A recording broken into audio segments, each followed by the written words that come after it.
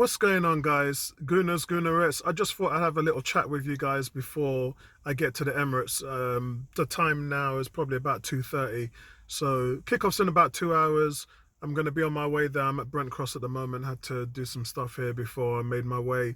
So I just thought I would catch up with you guys first and give you my thoughts on the three key things that I think is going to really work for us today if we can get our act together. So the first most important thing that I want to talk about when I look at the first three most important things about today's game is Arsenal rested 8 players midweek in playing in Europe, and when you compare that to Liverpool, who had a full strength 11 team, everybody played on that Tuesday night. So Arsenal are slightly more well rested than Liverpool are at the moment, but not by much. You've got to think to yourself that any team that has 5 days to recover is still going to be quite a lot. So it's not really saying that much, but everything helps in terms of the pressing, the intensity, and the game plan that you go in there to try and dominate teams. The second thing is, which I think is probably the most crucial point, is one-on-one duels. Now, Arsenal have to ensure that they win these duels, and I'm talking about Jesus versus Van Dijk, and then Saliba versus Salah, or it could be Gabriel versus Salah because Salah is wide on the right side. And so those are the real key battles. So for Saliba, it will probably be Firmino, who's really their only option outside of David Nunes. Those are going to be the really key battles. I don't think that Liverpool have the midfield to battle Arsenal at the moment, but that could be another key battle as well. You look at the likes of Zinchenko, Partey, and Xhaka, who right now are balling out. When you look at the midfields we've had in the past, the mistakes we've had from Luiz, Ceballos, Xhaka, we just haven't had a great midfield. And a lot of the reasons why, we get red cards, we get all these silly penalties we give away, and all the mistakes from the young players as well. Last year, we know what happened with Tavares. So all these things just combine to give good teams more opportunities to beat us. It makes it easier for them to turn us over. And I think taking Xhaka away from the 6 and now playing him at the 8 just adds to the solidarity of what Partey is doing, Zinchenko doing, and we're just more intelligent on the ball. You can bring Odegaard into that. And those key 4 players right there, providing a spine, a solid spine for the team, where Odegaard, Xhaka, Zinchenko, and Partey are just outplaying every team in the league right now. As I said, even the game that Arsenal lost. So today is really going to be about how we work against Liverpool's biggest weakness. Liverpool is strong goalkeeper, strong in defence, great attacking front forward, but Liverpool's midfield, not great. And that's the reason why you can always sort of look at Arsenal today in terms of who's going to dominate that midfield, who's going to take the game by the scruff of the neck. And Arsenal really are in pole position to do that. Now, the third thing, and this is, again, not the most important, I think the second reason was the most important, but the third thing as well is the form guide. Teams are playing to their strengths and they're playing to their confidence levels. Arsenal's confidence levels are very high. Liverpool's confidence levels are very low.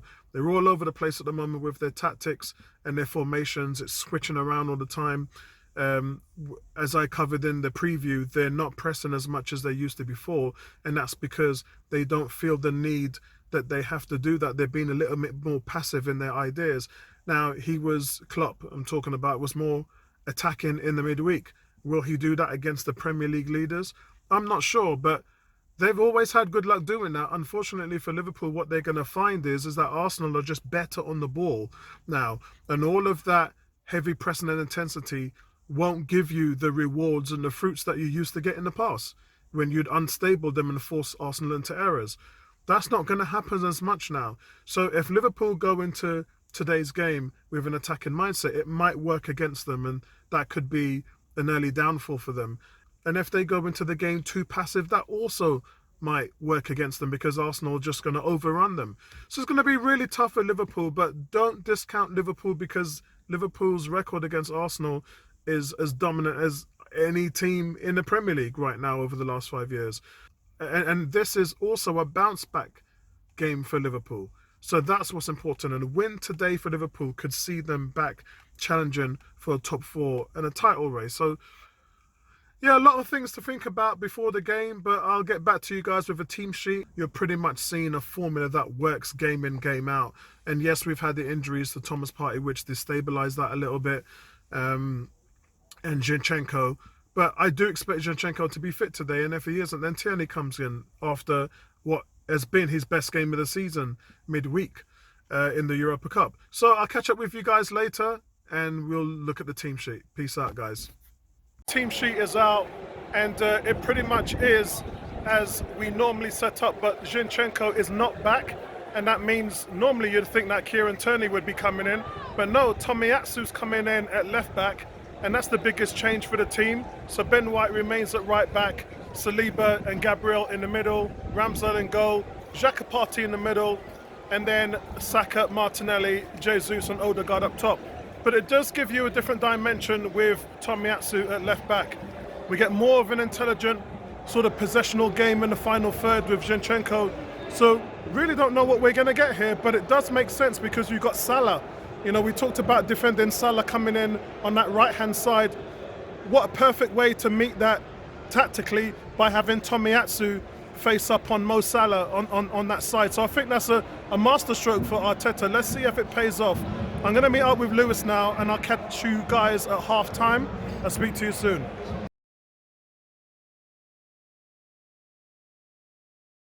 Right, guys, it's Arsenal 2, Liverpool 1. There's a lot to unpack here. First of all, it's just been a feisty game. Tactically as well, I think it's been absolutely perfect. I did say at the beginning of the game, the masterstroke move of putting Tomiyasu in the game to go against Salah is really working in Arsenal's favour.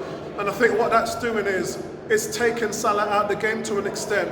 But I think the most important thing is, if I have one criticism of Tomiyasu, sometimes you're sitting too far back against Salah and it's allowing Salah to get a run at you. You've got to get as tight as possible on him. The reason why Tierney is not in there is because Tierney gets turned a lot by Salah and has in the past.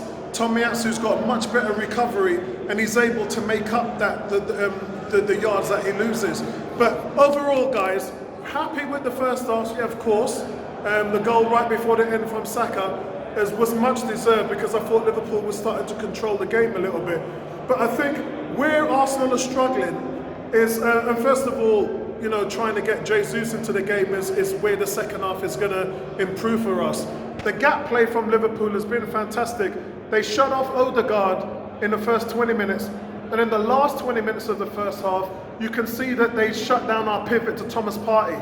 What that does then is it gives Saliba and it gives Gabriel and Ramsdale the problem of where to go in order to start Arsenal's transition. Now you should be going into Xhaka as your second option, and that's not happening.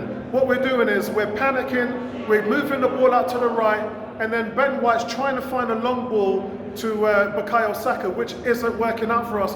And Liverpool maintain possession again, and it comes straight back to to being under pressure from Liverpool. So at the moment, Klopp is winning that battle. Either we switch rotation to Xhaka or we get Odegaard back in the game. But if they close off Thomas Partey, you have to have a plan B, because at the moment, Liverpool's gap play, they're clogging up the passing lanes and they're flooding the pivot. So we've got nowhere to go. So they've got to sort that out at half time. Listen to all of this. But I think at the moment, I would take 2-1 at the moment. Very happy with the game. Really love what Martinelli's doing. Saka's starting to come alive. Liverpool are picking up the scraps. They're winning all the second scrappy balls, which is just unfortunate. A couple of yellow cards which Michael Oliver hasn't given to Liverpool as well, which he's given to us in terms of stopping plays and attacks with fouls. But overall, if you get Jesus and Partey into this game, and even Odegaard, then I think you're going to hurt them a little bit more. And remember, Jesus' stat, every time he scores against top team, he's unbeaten in 48 games. So we need to get this guy on the score sheet here, man. But listen, I'll catch up with you guys at full time. At the moment, it's Arsenal winning 2-1. And it's the tactics that are winning the day here. And we'll see how it plays out at full time. Peace out, guys.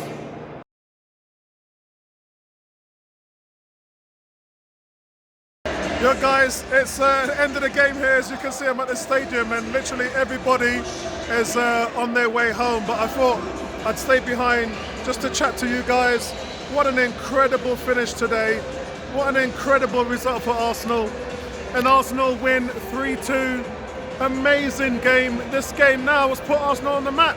There's nothing to hide away from anymore. Nobody's going to be saying who have you played.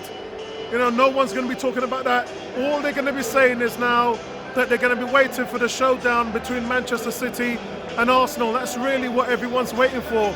As far as Arsenal being title contenders, I think that's pretty much done now. And it's set in stone. Arsenal, ladies and gentlemen, they have come through with flying colours. And it always hasn't looked great in terms of the test that we were up against. Look, the problem with Liverpool has always been the fact that they've been leaking goals. Arsenal, who haven't scored in so many games against Liverpool, actually get 3 in one game today. So it doesn't show you everything that you need to know about the mistakes we made. Liverpool's quality has never been in question. You know, they scored 2 goals against us and they really pushed our centre-backs, William Saliba and Gabriel, to the limits. So, you know, it was what it was. When you're facing a quality team, this is what happens. There was just Liverpool's second goal was pure quality and you couldn't even stand back and say anything about it. They just sliced through Arsenal. But what it was for me, as I talked about in the preview, what I talked about in the preview was 2 main things, and that was that Arsenal, their midfield and their ball possession and the ball security is top class. And Liverpool found today that they didn't have it easy. Anything Liverpool had to do today, they had to do off of their own back. Not because of Arsenal giving them something or making a mistake or getting a red card or giving away a penalty. None of that. Liverpool has to come here and earn the goals. And unfortunately, that is something that Man City and Liverpool against Arsenal, they've become accustomed to having it easy against us because we've been so poor in the midfield. Today, Thomas Partey was exceptional, especially in the second half. Thomas Partey, from a physical standpoint, just bullied players, pushed players over, shouldered them onto the floor, took command, stole the ball won off everybody that he faced. He only had 1 pass today, which went to the opposition, which he gave away. The rest of Thomas Partey's passes were just absolutely flawless performance by Thomas Partey. And I think for me, it's going to be very close between Martinelli and him getting man of the match. But Martinelli was exceptional again and showed why Jurgen Klopp is so sort of adored by him as a player. You know, he's always talked about what a good player that he is, and Arsenal's lucky to have him. Saka got 2 goals today. Thought he played well. Not great, but again, the pressure for the second goal and the penalty was just brilliant. Well, you know, I thought he had a good display today. But for me, guys, I just thought it was a fantastic Tomiyasu. Mikel Arteta gets a 10 today just for putting Tomiyasu on Salah and taking him out of the game. That was a masterstroke from him not to play Kieran Tierney.